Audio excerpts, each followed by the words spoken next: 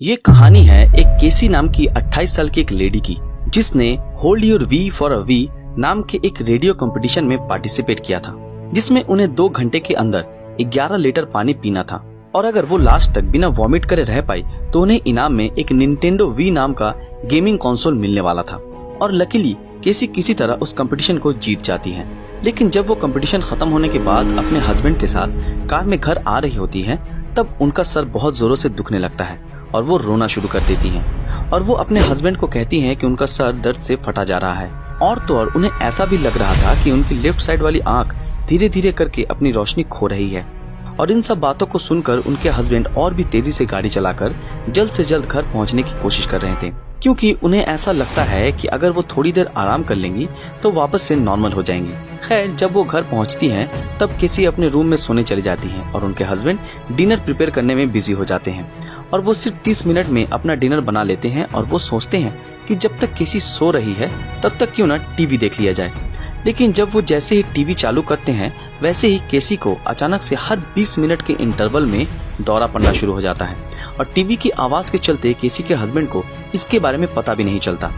और ठीक पूरे 1 घंटे के बाद जब केसी के हस्बैंड केसी को डिनर के लिए बोलने जाते हैं, तब वो केसी और उसके रूम की हालत को देखकर शॉक्ड हो जाते हैं और बिना कोई वक्त गवाए एम्बुलेंस को कॉल करते हैं। और जब केसी को एम्बुलेंस में बिठाया जाता है तब केसी को वापस से दौरा पड़ना शुरू हो जाता है और इसी हालत में केसी को किसी तरह हॉस्पिटल के इमरजेंसी रूम में पहुंचाया जाता है। और इमरजेंसी रूम में डॉक्टर केसी की हालत देखकर तुरंत बता देते हैं कि केसी को एक्यूट हाइपोनेट्रीमिया हुआ है। दरअसल हाइपो का मतलब है लो,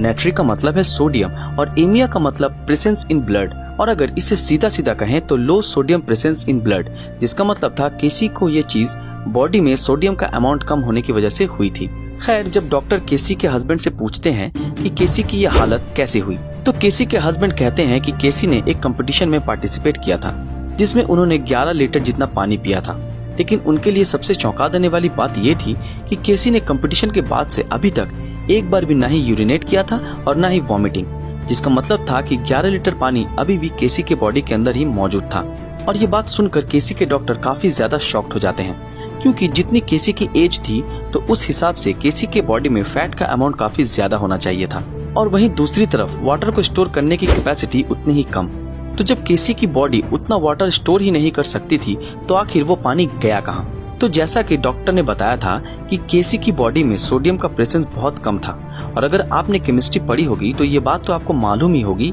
कि नॉर्मल वाटर हमारे बॉडी में जाने के बाद हमारे सेल्स के अंदर मौजूद सोडियम की तरफ अट्रैक्ट होने लगता है। और अगर डॉक्टरों की माने तो जब केसी ने उस 11 लीटर पानी को पिया होगा तो वो वाटर भी सोडियम की तलाश में उसके बॉडी ऑर्गन्स के अंदर घुसना शुरू हो चुका होगा, जिससे अल्टीमेटली केसी का लीवर और बाकी बॉडी ऑर्गन्स फैलना शुरू हो गए होंगे। लेकिन केसी के लिए ये सभी ऑर्गन्स का फैलना उतना ज्यादा प्रॉब्लम क्रिएट नहीं कर सकता था, क्योंकि ये सभी ऑर्गन्स के पास एक्सपैंड करने के लिए सफिशिएंट अमाउंट मौजूद थी। लेकिन केसी के इस हालत के पीछे का कारण उसका ब्रेन था, क्योंकि हमारे ब्रेन और स्कल के बीच बहुत ही कम गैप मौजूद होता है, और जब पानी की वजह से किसी का ब्रेन फैलने लगता है तब उसे ऐसा लगता है कि उसका ब्रेन फट रहा है। साथ ही ब्रेन एक्सपांशन के चलते केसी का ब्रेन भी डैमेज हो रहा था, जिस वजह से ही शायद केसी को गाड़ी में सब कुछ डार्क दिख रहा था। लेकिन इतना सब कुछ होने के बाद भी केसी अभी भी जिंदा थी, जिसका मतलब था कि अभी भी उसको बचाया जा सकता था। तो केसी के डॉक्टरों ने सोचा कि ये सब केसी के बॉडी में इसलिए हो रहा है क्योंकि केसी की बॉडी में सोडियम का प्रेजेंस कम था।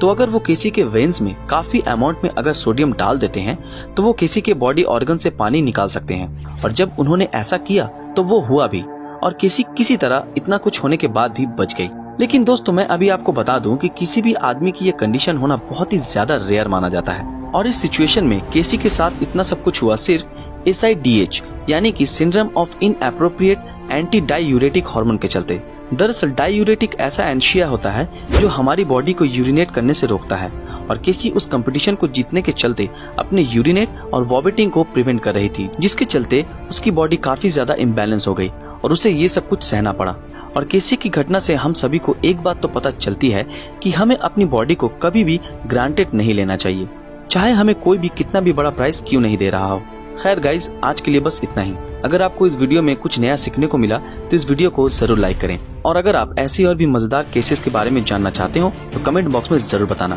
तो फिर मिलते हैं आपके साथ अगले वीडियो में, तब तक के लिए अलविदा।